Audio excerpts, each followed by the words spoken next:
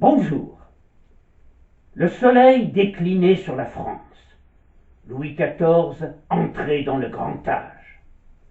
Il était bien loin le temps des fêtes somptueuses à Versailles, bien loin celui des nombreuses maîtresses du roi et des enfants à foison, légitimés ou pas. Comme le disait Madame Palatine, l'épouse de Philippe d'Orléans, frère de Louis XIV, le roi a été très galant, assurément, mais il est souvent allé jusqu'à la débauche. Tout lui était bon alors. Paysanne, fille de jardinier, servante, femme de chambre, femme de qualité, pourvu qu'elle fisse semblant de l'aimer. Avec l'âge, il s'était bien assagi, le faune flamboyant, qui ne pouvait résister au charme des femmes, dont tout était persuadé, qu'elles soient mariées ou non, que, pour reprendre les mots du comte piémontais Primi Visconti, l'un des chroniqueurs de la cour, ce n'était pas offenser ni son mari, ni son père, ni Dieu même, que d'arriver à être aimé de son prince. À présent, à près de 70 ans, il se souciait de plus en plus de son salut au-delà de la mort.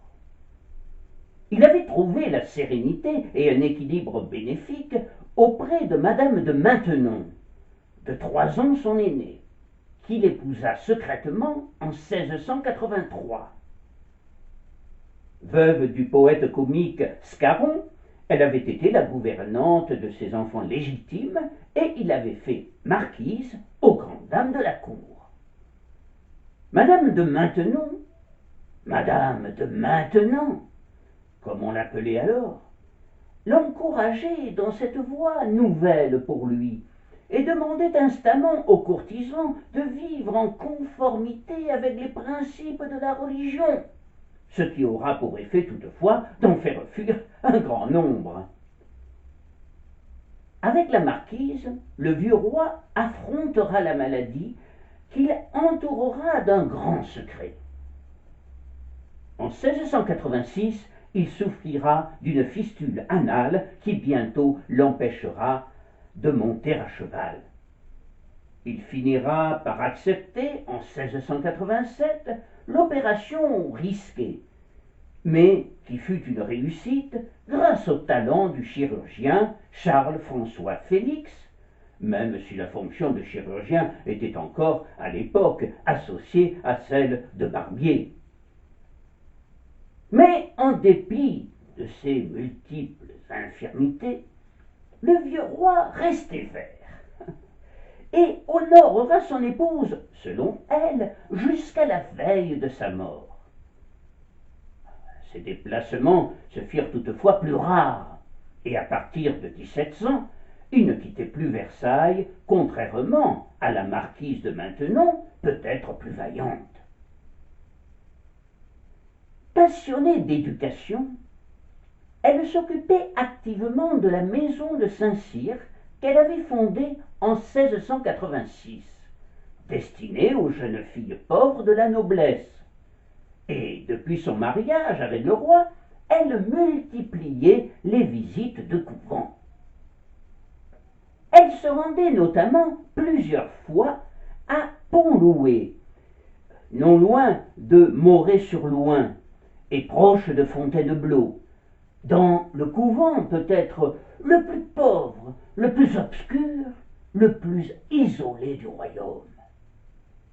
Ce couvent était occupé par une vingtaine de bénédictines.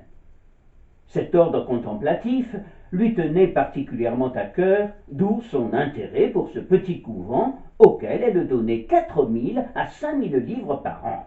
Et c'est l'une de ses amies, Madame de Beuvron, qu'elle fit nommer abbesse.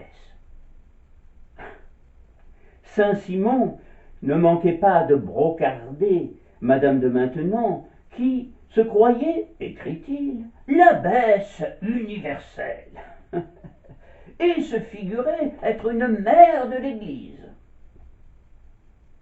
Mais si elle se rendait si souvent au couvent de Moret, surtout à partir de 1695, c'était aussi pour rendre visite à Louise Marie-Thérèse, une religieuse d'illustre ascendance, dit-on.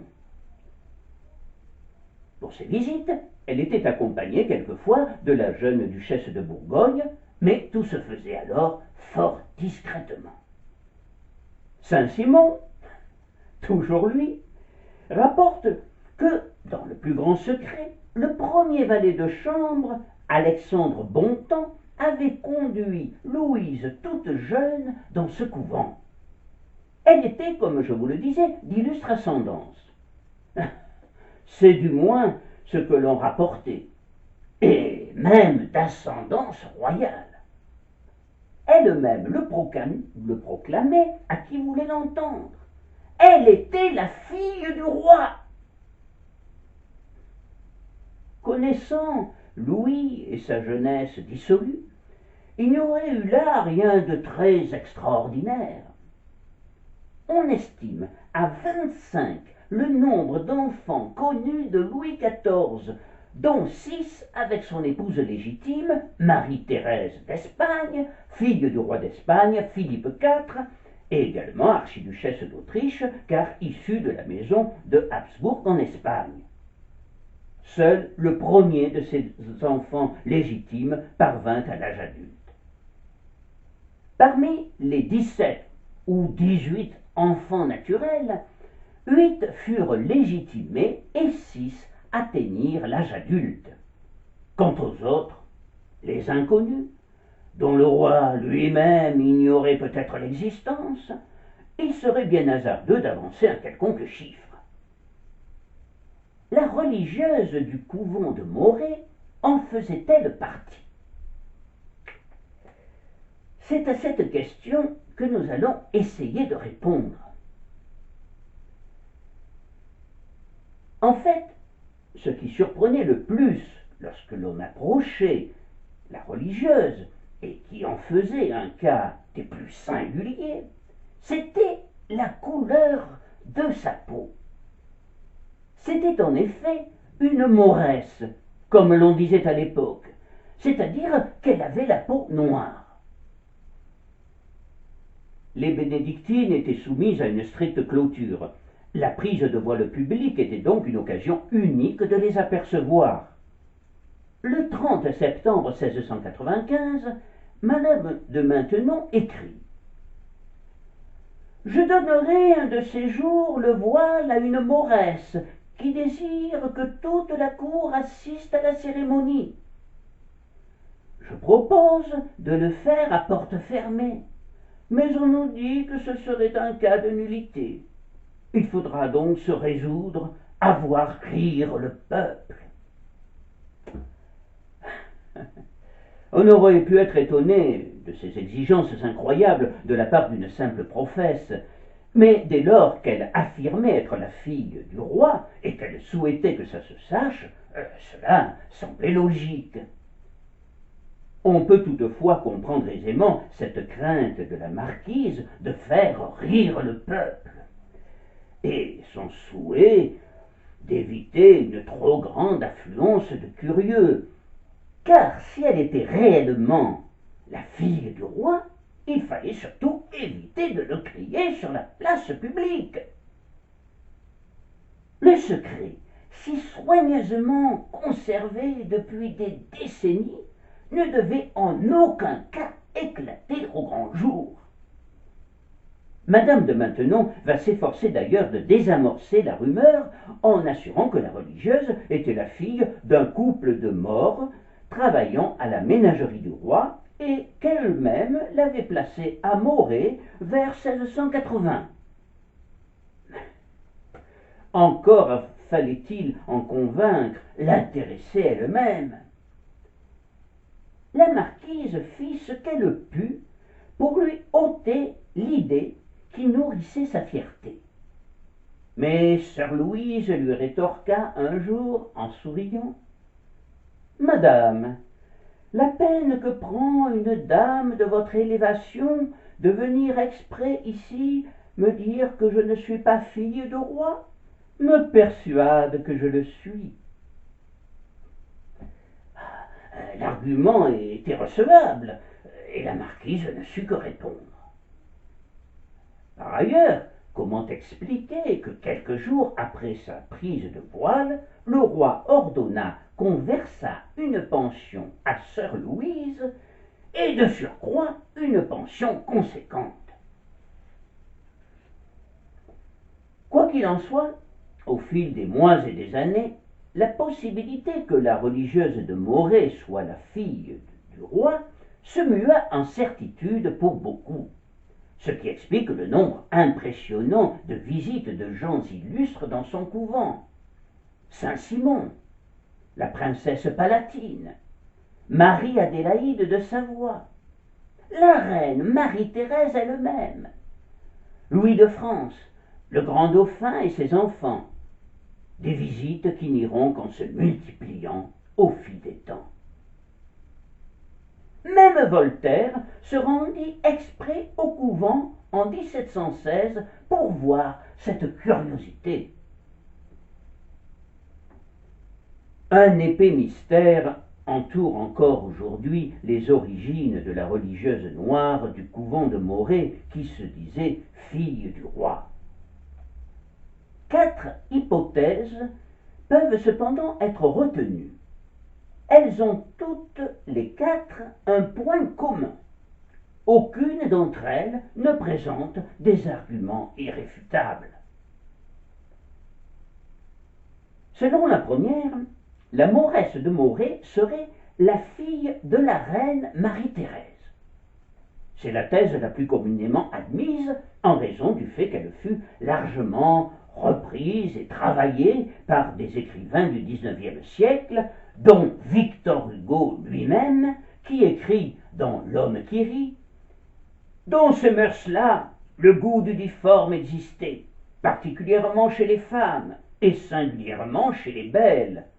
Marie-Thérèse d'Espagne avait été un peu familière avec un nègre, d'où l'abbesse noire. » C'est en 1660 que le jeune Louis XIV, âgé de 22 ans, épousa à Saint-Jean-de-Luz Marie-Thérèse d'Espagne. Ce n'était pas évidemment du côté de Louis un mariage d'amour. Rares ont été dans l'histoire des monarchies européennes les mariages d'amour. En l'occurrence, il s'agissait pour la monarchie française de consolider ses liens avec l'Espagne, et cette union garantissait la paix et affermissait un nouvel ordre européen autour d'une France puissante et respectée. L'habile cardinal de Mazarin était le maître d'œuvre de cette politique ambitieuse, et il voyait très loin puisque, bien après sa mort, en 1700, un petit-fils de Louis XIV montera sur le trône d'Espagne. En attendant, pour que ce mariage vît le jour, le cardinal dut étouffer dans l'œuf l'idylle qui s'était nouée entre le jeune roi et sa propre nièce Marie Mancini. Marie fut sans doute le premier grand amour du roi, qui dut pourtant s'incliner devant la raison d'État. Et l'histoire a retenu les mots d'adieu de Marie, obligée de quitter la cour de France. « Vous pleurez, sire, et vous êtes le maître. » Ou bien « Ah, sire, vous êtes roi, et je pars. » Ce que Racine traduira pour Bérénice « Vous êtes empereur, seigneur, et vous pleurez. »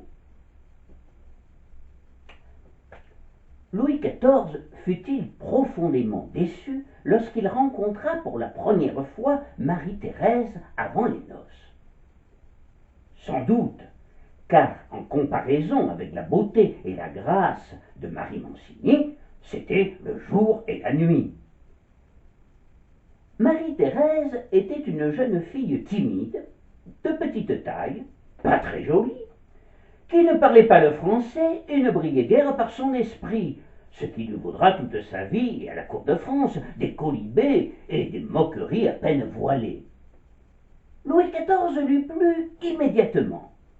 Mais le moins que l'on puisse dire est que ce ne fut pas réciproque, même s'il la couvrait de cadeaux. Elle fut contrainte de cohabiter avec les favorites de son époux, à son grand désespoir.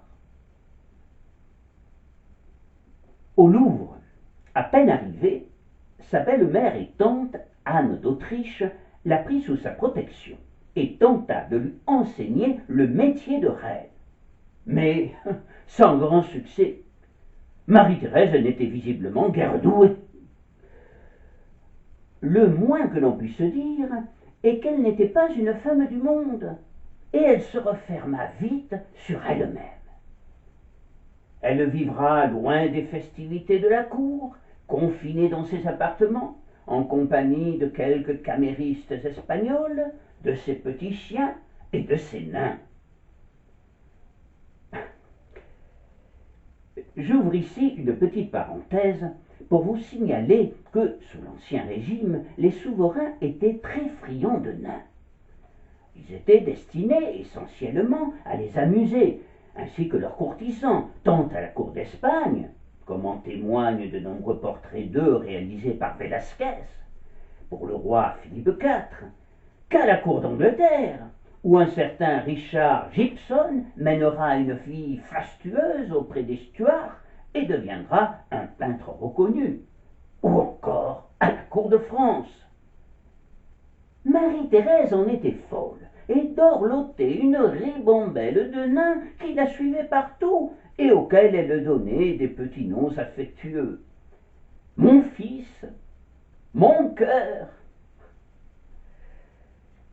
Entourée de tout son petit monde, Marie-Thérèse passait ses journées à croquer de l'ail et à boire du chocolat à la cannelle. Chaussant des talons très hauts qui la faisaient souvent tomber, elle ne sortait que pour aller dans des couvents où elle distribuait de nombreuses aumônes. Au fil des années, elle se replia de plus en plus dans la religion. Elle était très pieuse. Elle avait suivi une éducation profondément catholique à Madrid, mais elle était aussi très superstitieuse. Elle craignait les esprits. La nuit, même avec le roi à ses côtés, il fallait qu'une femme lui raconte des histoires pour s'endormir et lui tienne la main toute la nuit. Et au pied du lit conjugal dormait sa nourrice espagnole. Pour autant, elle aimait faire l'amour avec son mari. Elle ne haïssait pas ce métier, écrivait en souriant la Palatine. Je dirais plutôt que c'était l'aspect de son métier de reine qui lui plaisait le plus, voire même le seul. Les élucubrations les plus démentes circulèrent bientôt. On raconta que Nabot, son nain favori, dont nous reparlerons plus tard, se glissait sous les draps de la reine dès que Louis XIV la quittait au petit matin pour rejoindre la chambre de parade où se tenaient les cérémonies du lever. En 1661 naît le premier enfant du couple, le dauphin Louis de France, dit Monseigneur, puis en 1662, une fille, Anne-Élisabeth, qui ne survit que 15 jours. En 1664, Marie-Thérèse, alors âgée de 26 ans, est de nouveau enceinte. Louis XIV est alors au plus fort de ses amours avec la petite Louise de la Vallière. Mais, contrairement aux idées reçues et à ce que j'ai pu lire chez certains historiens, Louis XIV est très attaché à la reine, et faute d'amour pour elle, il lui porte une grande affection, et il va d'ailleurs le prouver alors que l'accouchement va se faire dans des conditions difficiles et périlleuses pour la mère et pour l'enfant. Depuis le début du mois de novembre, Marie-Thérèse est fiévreuse et souffre de vives douleurs dans les jambes et le dos. Alors, Louis, très angoissé, ne la quitte plus, au grand désespoir de Louise de la Vallière. La reine se sent de plus en plus mal. Elle est fiévreuse et ressent de vives douleurs. La brutalité de la médecine de l'époque n'épargnait pas les femmes enceintes. Marie-Thérèse est saignée à plusieurs reprises, et le remède que lui fait prendre le premier médecin du roi, Antoine Vallot, un émétique, autrement dit un vomitif contenant de l'antimoine, aux conséquences désastreuses pour une femme en couche, l'épuise physiquement.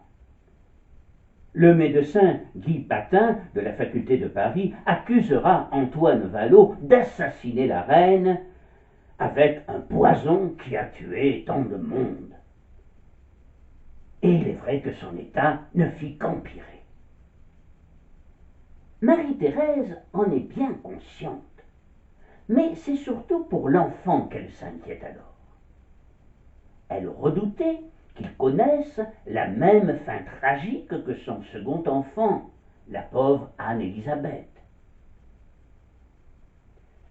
La mort d'un nouveau-né, fût-ce un prince, était chose courante à l'époque, et généralement on s'en consolait très vite. Mais Marie-Thérèse avait mis quelques semaines pour s'en remettre mentalement. Quant au roi, il était surtout inquiet pour son épouse, et pendant plusieurs nuits, au palais du Louvre, il veilla sur sa femme avec tendresse, tentant de la rassurer et de la soutenir dans cette épreuve physique, car elle avait de violentes convulsions dues sans doute à son accouchement prématuré.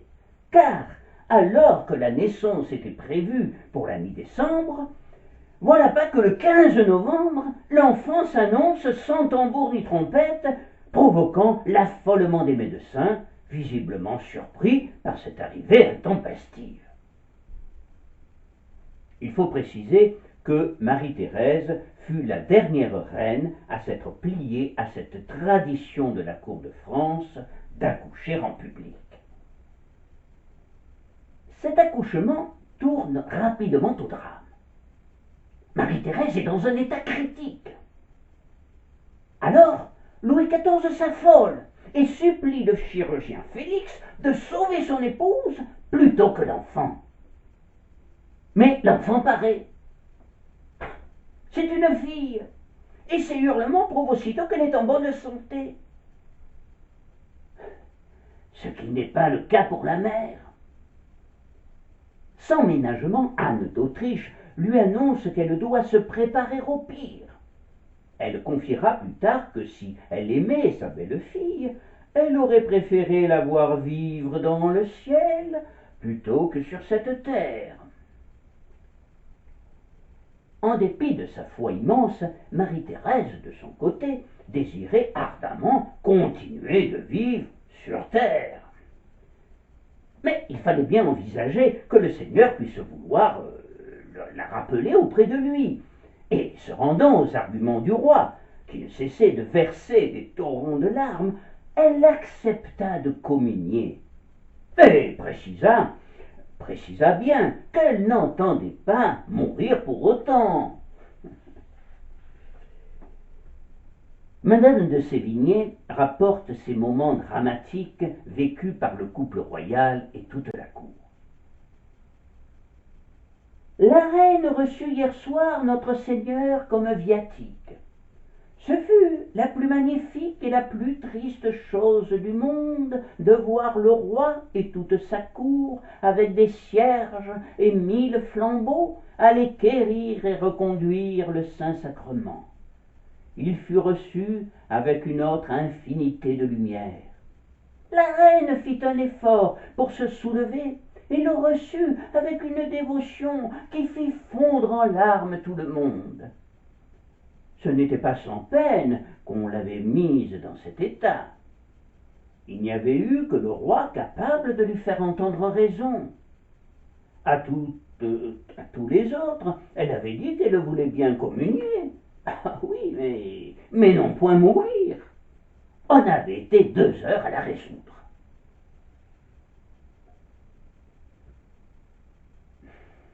Louis XIV fit alors tout ce qui était en son pouvoir afin de convaincre le seigneur de laisser vivre sa malheureuse épouse.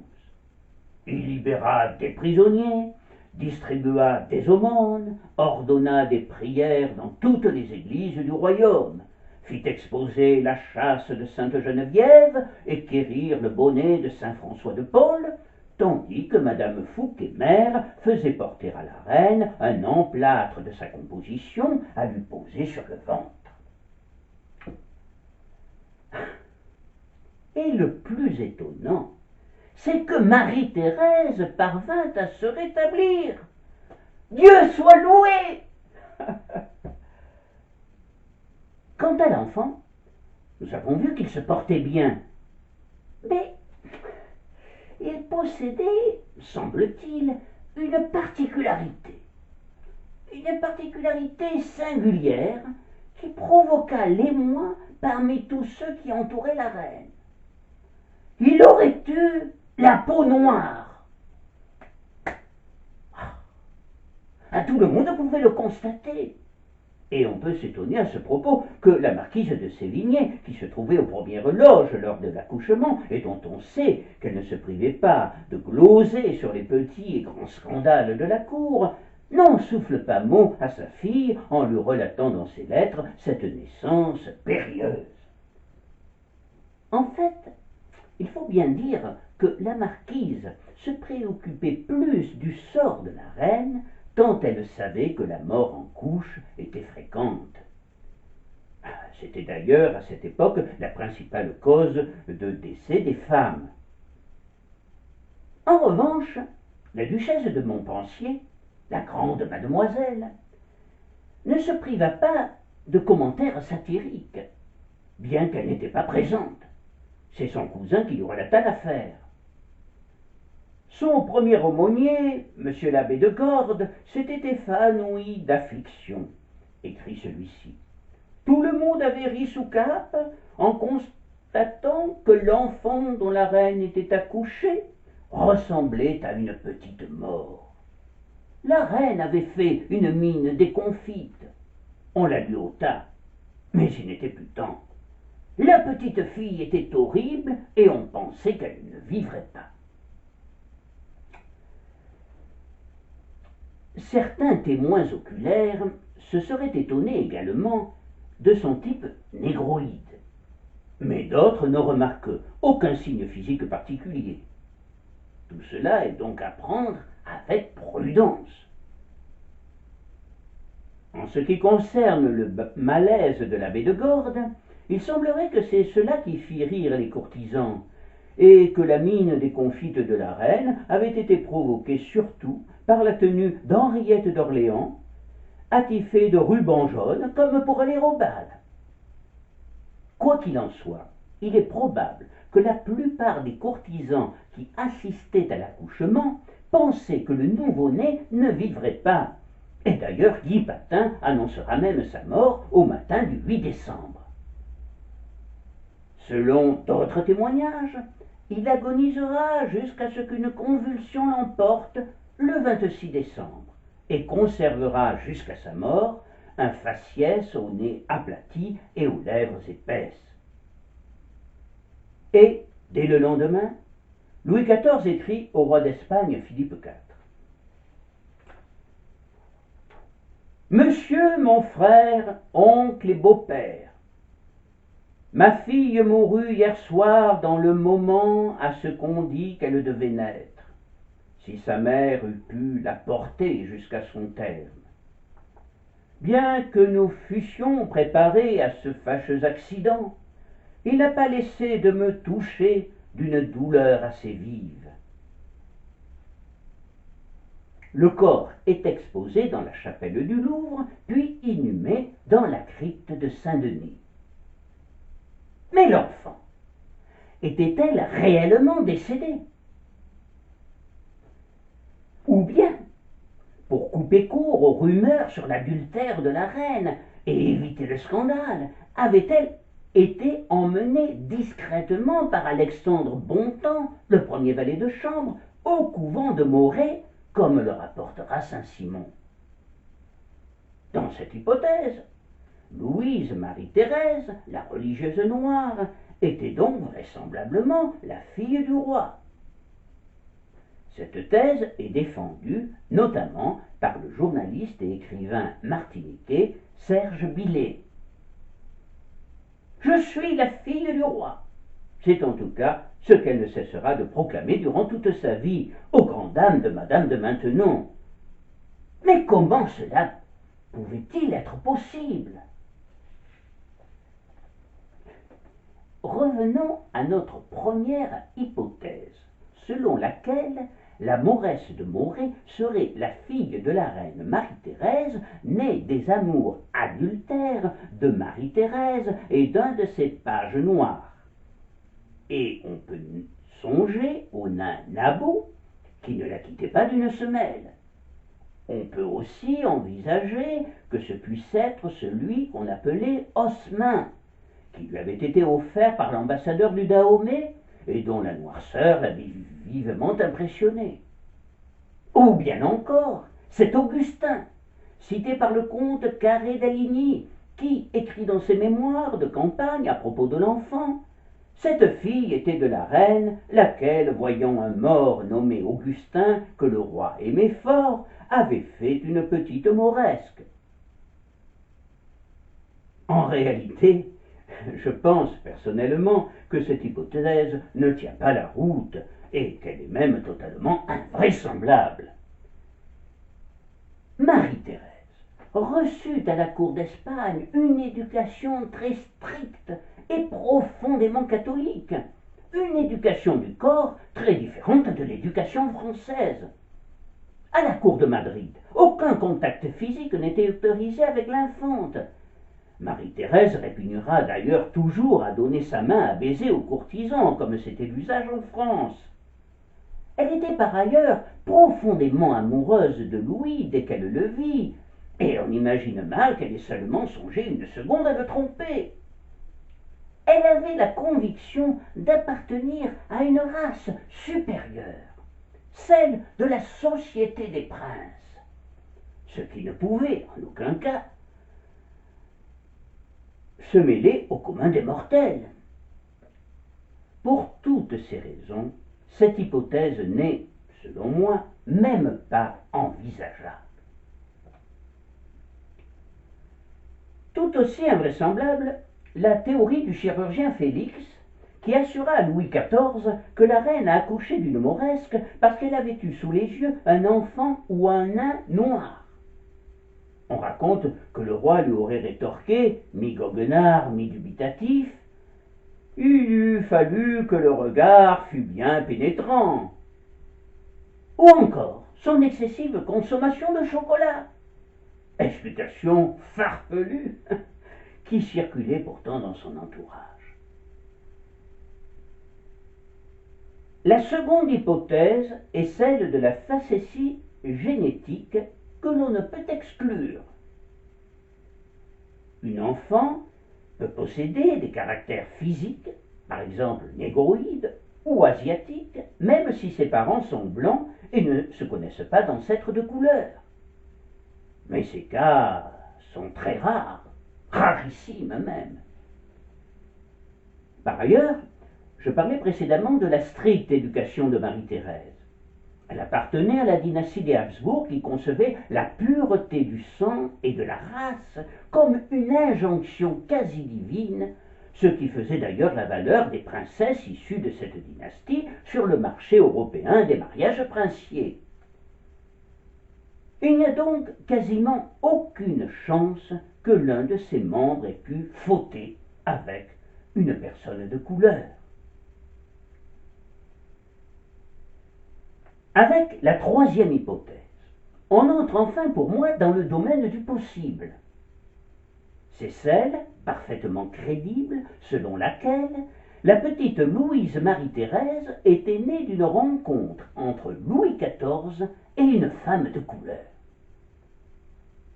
L'ardeur de Louis dans sa jeunesse, avant sa prise effective du pouvoir en 1661 à la mort de Mazarin, était connue de tous.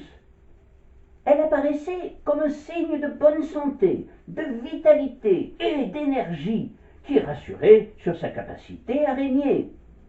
En cela, il ressemblait à son grand-père, Henri IV, le ver galant, et comme lui, il multipliait les aventures amoureuses. Il faisait preuve en toutes circonstances d'une virilité hors norme. À 14 ans, un matin, en se levant, il découvrit avec stupeur les traces d'un liquide consistant et de grande quantité dans les draps de son lit.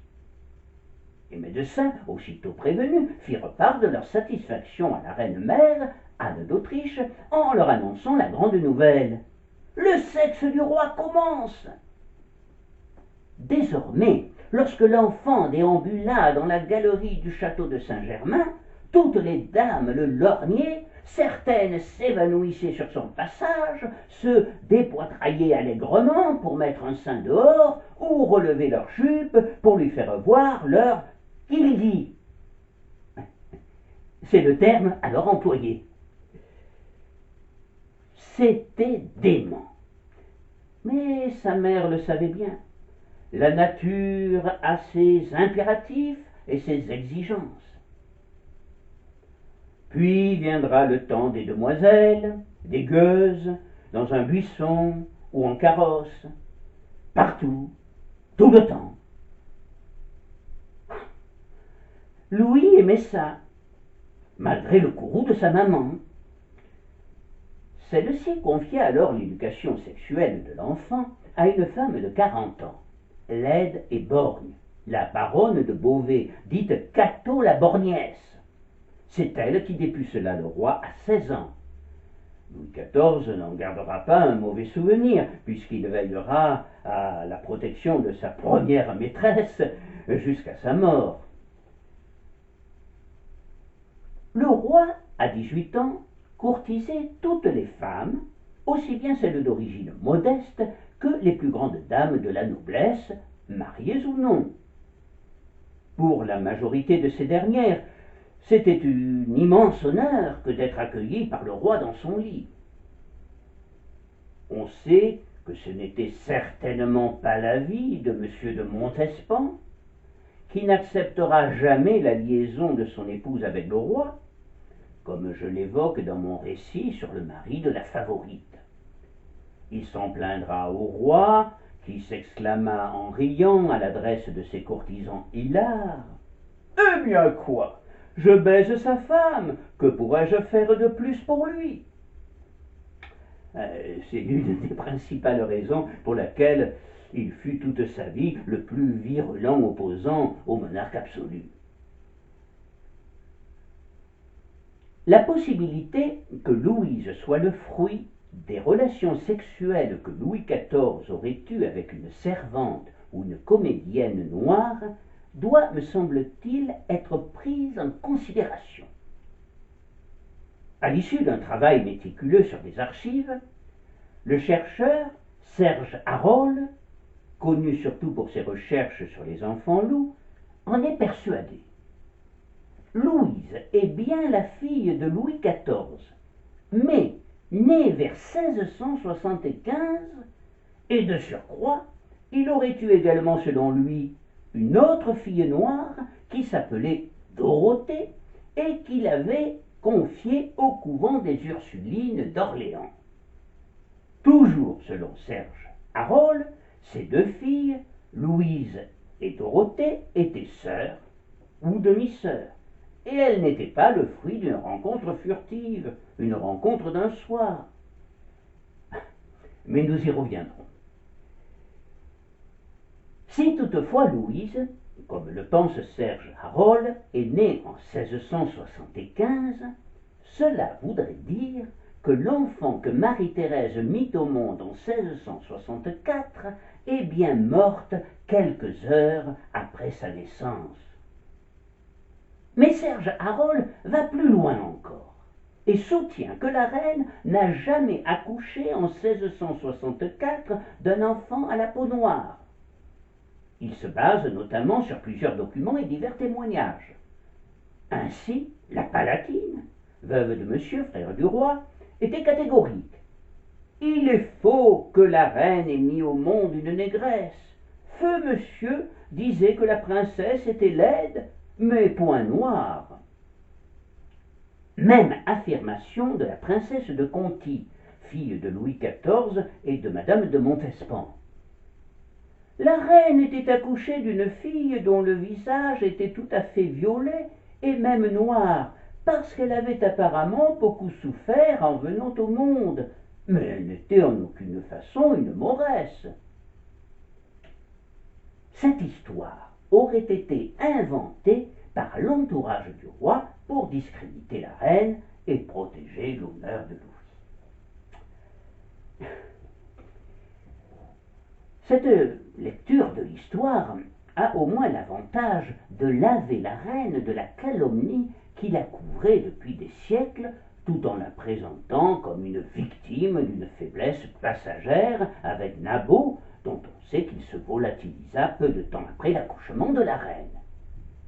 Mais aujourd'hui encore, des historiens illustres, dans le sillage d'Alain Decaux, refusent toujours de croire, voire d'imaginer une seule seconde, que le roi ait pu folâtrer avec une noire.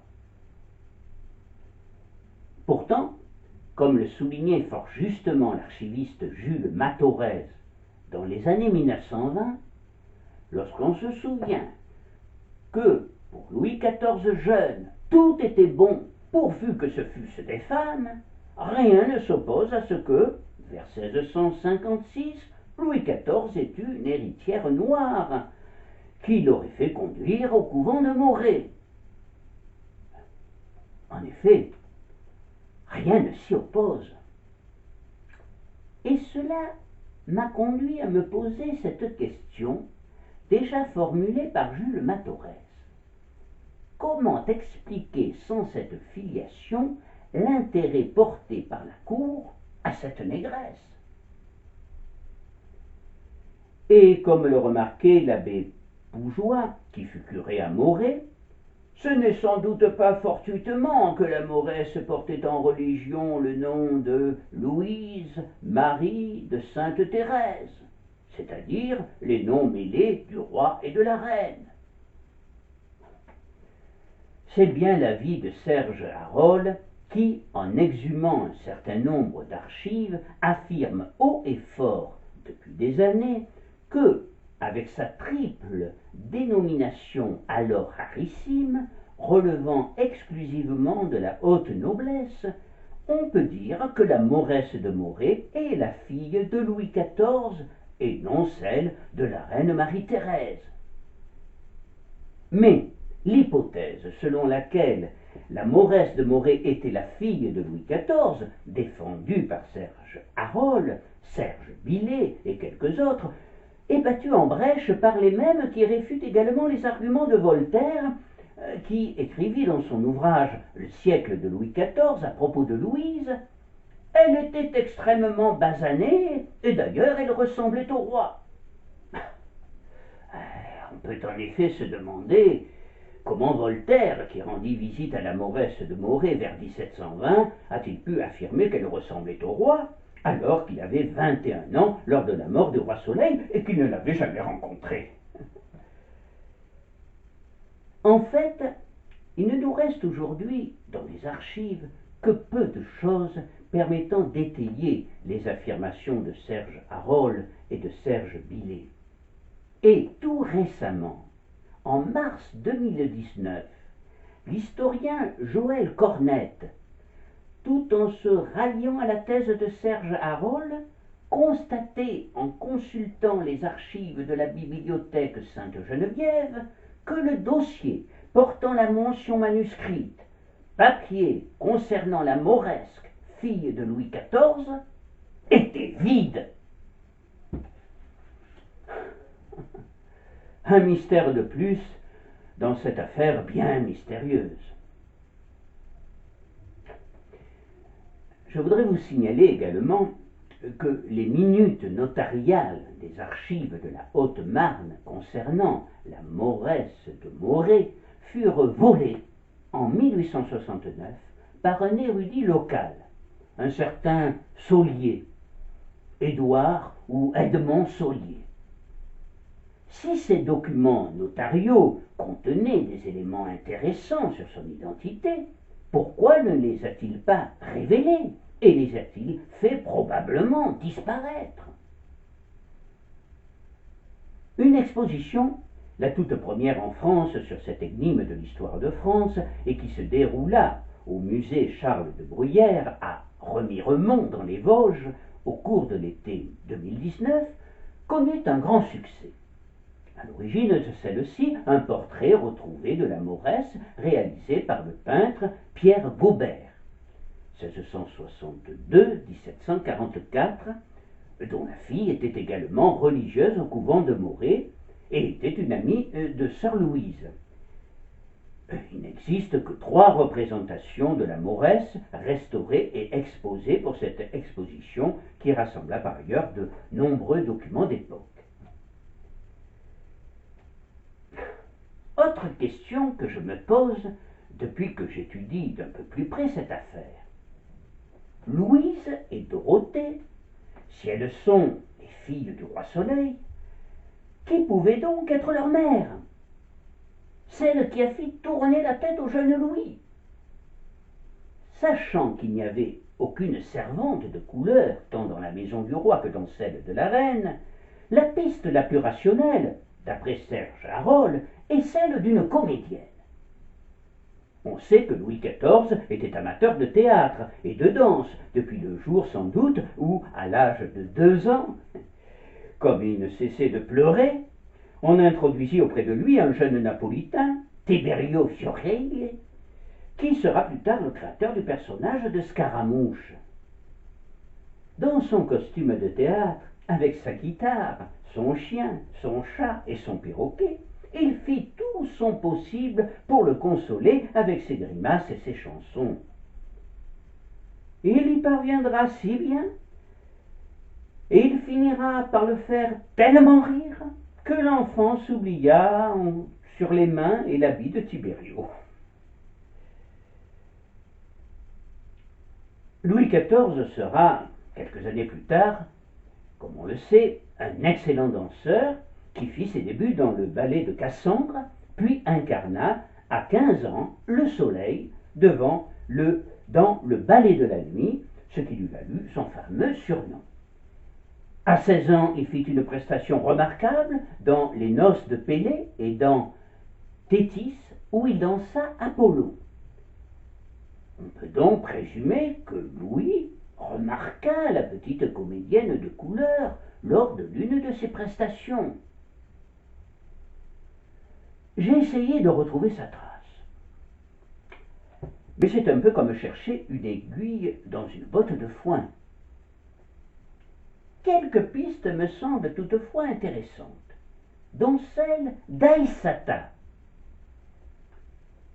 Il faut savoir que c'est Louis XIII qui donna au cours de son règne une forte impulsion à l'expression théâtrale et il installa officiellement à l'Hôtel de Bourgogne à Paris une troupe qui prit le titre de Comédien du Roi. Il accueillait toujours avec bienveillance à la cour les artistes, jongleurs, acrobates, comédiens, danseurs. Alors que le cardinal de Richelieu, son premier ministre, faisait entrer la France dans la guerre de 30 ans contre la maison d'Autriche, un comédien natif du Puy-de-Dôme, un certain Mondori, nom de scène de Guillaume Desgilbert, qui sera considéré comme le meilleur acteur de son temps et reste connu surtout pour avoir interprété les toutes premières pièces de Pierre Corneille, acheté en 1635 rue Vieille du Temple, dans le quartier du Marais, alors excentré, mais déjà à la mode, ce qui deviendra le théâtre du Marais. Sa troupe fera rapidement concurrence à celle de l'Hôtel de Bourgogne, qui était jusque-là la seule salle de théâtre permanente. Selon plusieurs sources, un enfant de couleur orpheline fut confié aux comédiens pour jouer les rôles de Sauvagesse, personnage très prisé du public à l'époque. Dans les registres consignant des noms, plus souvent des prénoms de comédiens exerçant dans des troupes parisiennes, on retrouve à plusieurs reprises le nom d'Aïssata, qui m'interpella la première fois que je le vis. J'ai découvert depuis que Aïssata était un prénom d'origine sénégalaise signifiant grâce, et qui est encore souvent porté aujourd'hui dans les pays africains. Il serait déraisonnable d'en déduire que cette Aïssata pouvait être la mère de sœur Louise, la mauresse de Morée, et je ne m'y risquerai pas. Mais je pense que l'on devrait essayer d'explorer sérieusement cette piste. Selon Serge Harold, en 1660, donc l'époque où il épousa Marie-Thérèse, Louis XIV, voulant cacher ses débordements intimes, dissimula par lettre de cachet la mère, peut-être cette Aïssata, ainsi que l'enfant. Venons-en enfin à la quatrième hypothèse, celle véhiculée par Madame de Maintenon. En 1662 fut construite le long de la route entre Versailles et Saint-Cyr la ménagerie royale de Versailles, un ensemble de bâtiments somptueux entourés par une cour octogonale ouvrant sur 7 cours séparées par des grilles et des murs où sont installés des oiseaux et des animaux exotiques. Conçue comme un lieu d'apparat, la ménagerie de Versailles, voulue par Louis XIV, était un lieu de splendeur et d'émerveillement où toute l'Europe des Lumières venait voir colibris, perroquets, mais aussi un éléphant et un dromadaire. C'était aussi, évidemment, un objet politique pour montrer la puissance du roi, qui chargea Colbert, son principal ministre, à faire venir de tous les coins du monde des animaux rares et curieux. On ne peut pas parler aujourd'hui de Louis XIV sans évoquer, même brièvement, Jean-Baptiste Colbert, tant celui-ci était étroitement lié au roi Soleil. Colbert ne faisait pas partie de la noblesse, mais d'une famille de marchands de la cité champenoise de Reims qui s'était enrichie au fil des années et au prix d'un dur labeur, même si, contrairement à une légende tenace, le père de Jean-Baptiste ne fut jamais marchand de draps, mais receveur général de la ville de Paris. Supérieurement intelligent et travailleur infatigable, Jean-Baptiste sera intendant des finances en 1661, puis deviendra rapidement l'instrument du roi au pouvoir absolu dans la mise au pas des provinces. En 1665, il est contrôleur général des finances, puis il exerce une grande influence dans tous les secteurs d'intervention de Louis XIV, finances, commerce, marine, police, justice, administration, culture et agriculture. Il est excellent dans tous les domaines et réussit tout ce qu'il entreprend. Il est le rouage essentiel de l'État au point de devenir indispensable au bon fonctionnement de la monarchie. Il avait, dit-on, réponse à tout, et il était en quelque sorte ce que l'on appellerait aujourd'hui un homme orchestre. Entièrement dévoué à sa tâche, et se frottant les mains de plaisir lorsqu'il était surchargé de travail, il était tout autant au roi. Et il disait d'ailleurs, selon ses proches, vers la fin de sa vie, que si j'avais fait pour Dieu tout ce que j'ai fait pour cet homme, Louis XIV, je serais sauvé 10 fois. Investi de l'importante mission de rassembler à Versailles, comme dans une arche de Noé, le maximum d'animaux sauvages, Colbert, habitué à satisfaire toutes les démarches, même les plus difficiles, et pourtant un peu déconcerté dans un premier temps. Il s'en ouvre à l'intendant de Bretagne, le marquis Louis de Béchamel, qui a épousé Marie Colbert, l'une de ses cousines. Fin gourmet et cuisinier émérite, Louis de Béchamel, qui a donné son nom à la fameuse sauce, lui conseille de s'adresser pour cela à Nicolas Arnoux, le trésorier des galères, les animaux transitant presque tous par le port de Marseille. On sait que quelques années plus tard, en 1679, c'est le fils de Jean-Baptiste Colbert, le marquis de Seignelay, qui, en tant que secrétaire d'État à la marine, inaugura dans l'arsenal de la cité phocéenne la fameuse Réale, construite en un jour. La ménagerie royale va donc s'enrichir assez rapidement de différentes espèces d'animaux inconnus ou méconnus en Europe. Elle recevra également au fil des années des animaux offerts au roi par des souverains du monde entier comme cadeaux diplomatiques, notamment des félins et des autruches. Après la mort du roi Soleil, la ménagerie royale fut peu à peu délaissée. Des travaux de restauration maintes fois évoqués seront toujours retardés. Avec la Révolution, beaucoup d'animaux, faute de soins, moururent à la ménagerie. Certains seront même abattus car considérés comme des symboles insupportables de l'Ancien Régime. Les quelques rescapés furent envoyés au Jardin des Plantes à Paris. Vandalisés à maintes reprises, puis abandonnés à son triste sort sous l'Empire et les régimes suivants, vendus puis dépecés, la ménagerie disparut progressivement au XIXe et XXe siècle. Il ne reste aujourd'hui que de rares témoignages sur ce monument remarquable dont on peut encore retrouver, en s'en donnant la peine, quelques fondations et vestiges sous les herbages et les branchages. Dans les années 1660, Pierre de la Roche, le concierge de la ménagerie royale, qui était en même temps premier valet de garde-robe du roi, accueillait dans l'un des bâtiments un mort et une mauresse chargés, vraisemblablement, des soins donnés à certains animaux rares. Il faut bien dire que tous deux étaient observés par le public avec autant de curiosité que les animaux. Or, cette mauresse accoucha d'une fille, et on peut comprendre l'embarras des parents qui ne savaient pas quoi en faire et en parlèrent à Madame de Maintenon.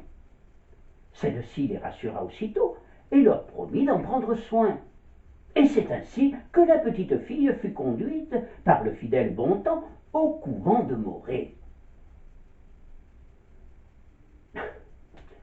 En définitive, malgré toutes ces invraisemblances et ces incohérences, je me demande si cette hypothèse n'est pas la plus crédible.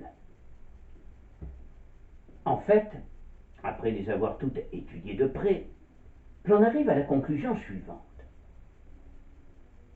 La mauresse de Morée n'est pas la fille de Louis XIV et de Marie-Thérèse, ni celle de Marie-Thérèse et d'un page noir. Après bien des hésitations, et en l'absence totale du moindre début de preuve, je pense que, dans l'état actuel des recherches, nous ne pouvons pas dire non plus, de façon affirmative, que Louise est la fille de Louis XIV et d'une femme noire, même si cette hypothèse me semble séduisante. Mais le dossier reste ouvert et de nombreux éléments peuvent encore changer la donne. Dans l'état actuel des choses, je penche donc pour l'hypothèse de Madame de Maintenon, mais à chacun de se faire une opinion.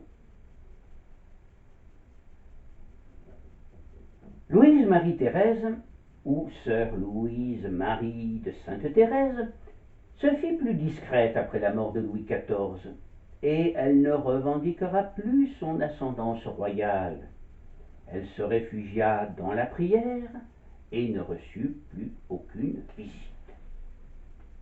Mais tout laisse à penser toutefois que l'on continuera longtemps à s'interroger sur elle, et que de nouvelles découvertes relanceront certainement un jour ou l'autre cette bien mystérieuse affaire qui donna naissance à Morée-sur-Loing, aux Mauresses de Morée, des carrés fondants de chocolat noir succulent, et à la chocolaterie la Mauresse, dans cette même ville, chocolaterie qui malheureusement ferma en 2018.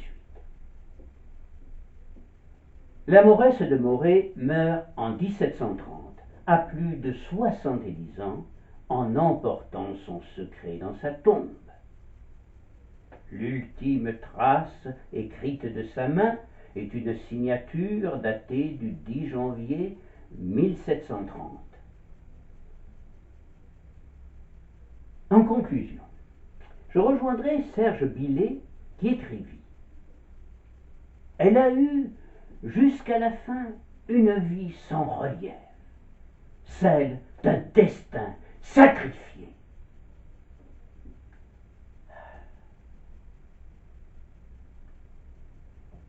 Je vous remercie.